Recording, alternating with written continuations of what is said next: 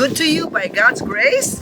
So for our discussion today, for those who tuned in last week, we had our Suki Doctor, Dr. Bryan Lim, came all the way to Liloan Golf and Leisure Estate. Medyo malayo yun.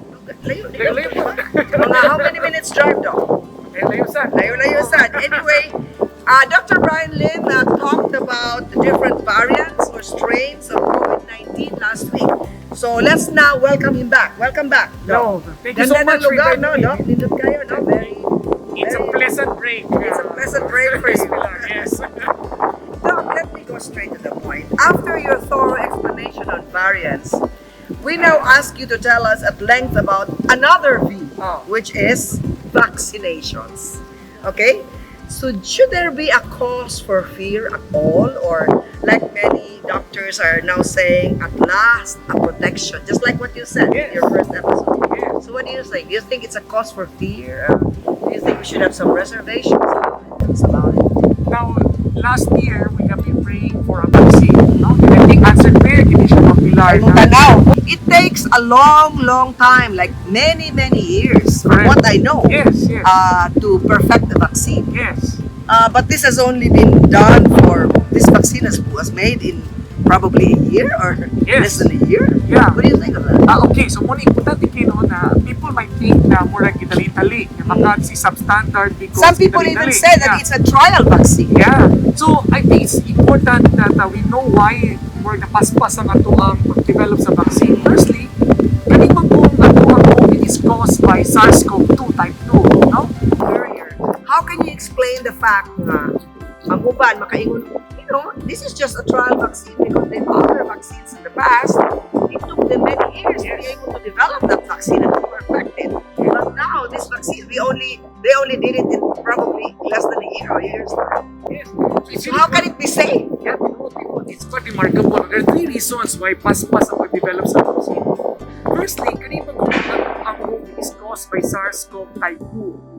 Which is very closely related to SARS-CoV-1 type 1. Muna siya tatong outbreak sa Taiwan, Singapore in the 90s.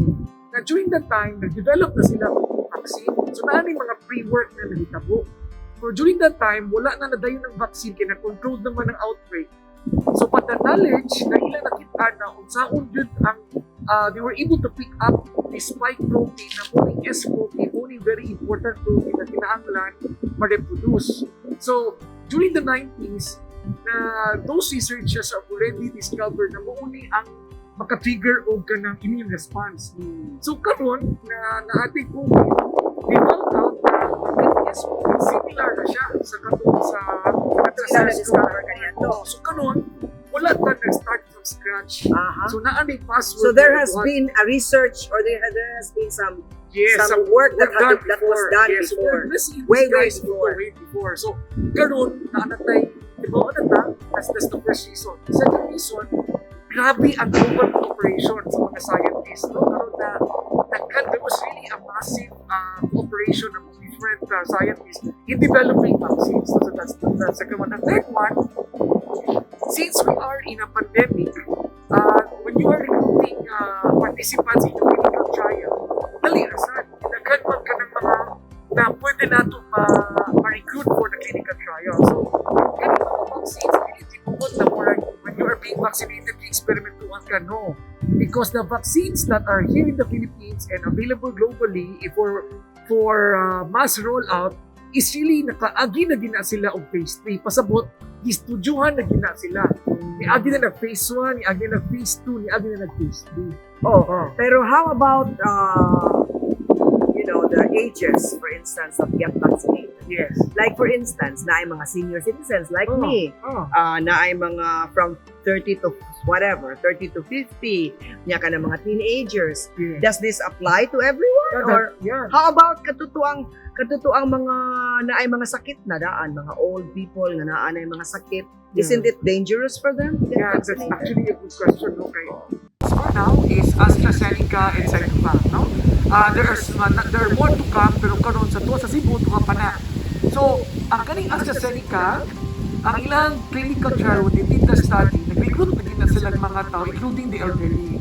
So, from 18 and above, no? So, nga kada po sila nag-recruit na po na sila og participants sa naay mga comorbidities, mga sakit. Yes. Oo, so ang atong recommendation karon ang patients who are 18 years old and above, no, people who are 18 years old and above are enjoined to be vaccinated. Actually, the elderly and those na ay mga sakit, sila pag yun ang kinahanglan yun na mabakunahan. Amo ba? Okay, these are the segment of the population na kung ma-COVID sila, mas dako ang chance na mag-severe Yeah. or critical. Yeah. So, the elder mo na ang atong prioritization sa DOH, we prioritize the health workers because they're exposed. Exposed, yes. The senior citizens because of the risk, and of course the comorbidities, no? Those with comorbidities. Oo. And like for instance, naam ko yung mga nabasahan dok nga, or probably even some news from Europe and some places in America nga na ay nag-hemorrhage after the vaccine, and there was even a group of elderly around somewhere in Norway or Norway man tingali to, somewhere there nga there were about 23 senior citizens who died after the vaccine, and so many other things that I have heard, so many other news that I've heard about this. I agree with you. I've also read about those Pilar. No? So, ang naito po ato sa you may have read that some countries actually temporarily halted the vaccination. Ilan? Kung nag-stop lang sa, kaya the reason for that is ilang istudyuhan, ilang study mo, kanibang mga events related ba sa bakuna, no? Or dili. Kaya aling maguna, ang ato it's quite tricky to say that something is caused by one thing. Kaya, example, kaning carpenters na kanta, no, di ba na, why do birds suddenly appear every time you are near? Yeah. Di man tungod ni mo ni abot ang bird, no? Doesn't mean that it occurred at the same time. One is causing the other. Example, nitigtilaok ang manok, unya, nanadayo ni nanay adlaw, dili, it's not because of the chicken. Even if I kill the chicken and eat the chicken, the story was still right. Yeah, exactly. So, muna importante ka, dili pasabot na tuntungan na nahitabo, kay one is causing the other. So, ilan nag-investigate, katong mga blood clots, ilan kitanaw na katong mga tao na gibakunan millions already, kamay na yung kaisya na it's less than 1%, to less than 1%. Unya, ilan sa gitanaw sa katong mga general population na wala pa nabakunahan. In terms of proportion, mas daghan ba yun sa katong nabakunahan or dili. So far, ang na-discovery sa WHO upon the investigation, they said na dili siya causal, dili siya tungkod sa bakuna. Dili siya tungkod sa bakuna. Dili tungkod sa bakuna. So, karon, because of that statement, because of that investigation, ginisum ang pag-vaccination program sa atong mga countries. Now, mangutano na to. Okay, halimbawa, example, si Bakulang na muugin na ang cost. Halimbawa, no, worst case scenario. Kung itong una-una to, na kay less than 1% chance of getting those very rare disease compared to the benefit of the vaccine. No? Layo kaayo ang benefit ug ang risk. No? So, sa kinabuhi magod, kung imo ko pangutanon, 100% bagit absolutely safe. There's no such thing in the world. There's no such thing as 100% safety. Yeah, even if you cross the street, daagi chance na maligsan. Oh, correct. So, wag gini 100%. No? So, ato na gitari sa kinabuhi, balansi man ka. Nagkaya ito mga decision, ato na yung balansi. Atong itibangon ang benefits, atong itibangon ang risk. If the benefits mas matimbang yung isa sa risk, then go for it. Now, Doc, like for instance, there are some also that doctors that I've heard from some doctors, you know, that I have some doctor friends also in Manila. What do you think of like some medicines that people take other than vaccine, just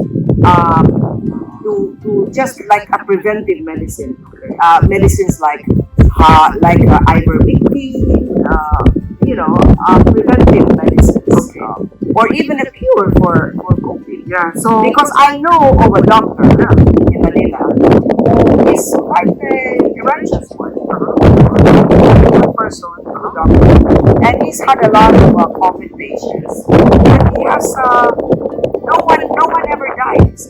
And he has used ivermectin, for instance, to help these patients, and they've recovered. What do you think of that? okay, that's a very good question, a very smart question. Now, ivermectin is actually not just a harmful it is not a harmless drug. It is an antiparasitic drug. Yeah, We use it to kills kill virus worms. It because kills worms. a virus is a parasite, isn't it? They're quite different. No? When you say a parasite, it's usually worms. Yeah, I know. So ivermectin is like it's a treatment really for worms. Yeah, I know. Pero a virus is also a parasite. Technically, it's a different class. No? Different class, it is. But in a sense, that it is parasitic in a sense that it invades your body. Yeah. But in terms of organism, the organism of the bulati killed the virus. Dahil lang siya. Ang bulati, it can exist on its own, and kung at siya ba, na siya yung own machinery, pero ang virus needs to invade a cell for it to survive. Yeah, that's the difference. Yeah, and then you are right. No? There's a huge movement on ivermectin, not just in the Philippines, but And even abroad. globally. Like for instance, India, they're using ivermectin to cure Yeah, COVID. you're right. No, honestly, ako personally, I was actually hoping that it works, but it doesn't. That's How the come they thing. get well? I don't. Yeah, that's the analogy also kanina, no? Because COVID, for mild cases, even if you don't do anything, maayo na yun. Tama ba? So, for example, muni ang ruta nila na sa Pilantan, Unya, Padunga, the next days to come, mawala. Now, example, Pilantan siya, Padunga siya ayo, nihantan ko ang ivermectin. Ayun siya. You will associate na baka tungod na siya sa ivermectin. But as a matter of fact, even if tagtangon mo si ivermectin, maayo. So, the best way to divide that confusion is create a clinical trial. So, ang study mo ihani. Kani, itagaan mo ivermectin, kani, itagaan mo placebo. Diba? Tanaw, gani mo, pa siya i-effect Nani study na naitabo na si Lopez Medina, it's a randomized double-blind controlled trial na nakita nila na ang ivermectin, unfortunately, pareho na sa placebo. Now, of course, no, I could be wrong. I don't assume that I know everything because who knows, there will be studies in the future. But as of now, I think it's important that we actually follow what is the latest science. No? Kasi ako nila ako sa kanimang Pilar, some people think ako Pilar is thinking ako pa, saling na inoon. Alisod na. Pwede na mo na. Lahi na ng istorya. Bitaw, lahi na ng Lahi na istorya. siya istorya. Even if you take it, you should still practice the proper protocols. Yeah, so, muna nga. So, Lahi na ng istorya. lahi na You siya will just istorya. take things for granted. Oo. Anyway, so thank you very much, Doc Bryan. Once more, we have learned from your expertise, and we hope that our audience also have gathered as much from you as far as your explanation is concerned. I know that it took you quite a while for you to come over here. So thank you so much. Thank you so and I'm much sure also. the public will be able to learn from you as far as your explanation is concerned.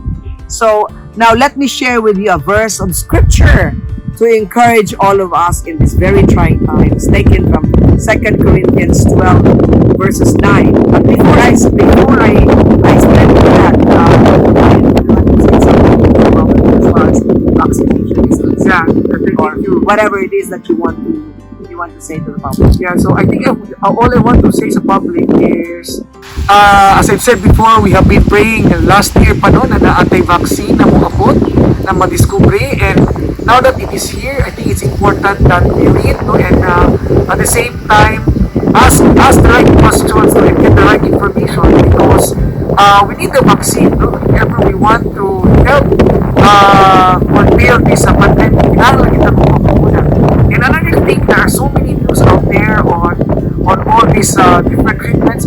I do recommend that we stick, of course, no, to the right science. At the same time, listen to the experts so that we will be guided accordingly. No?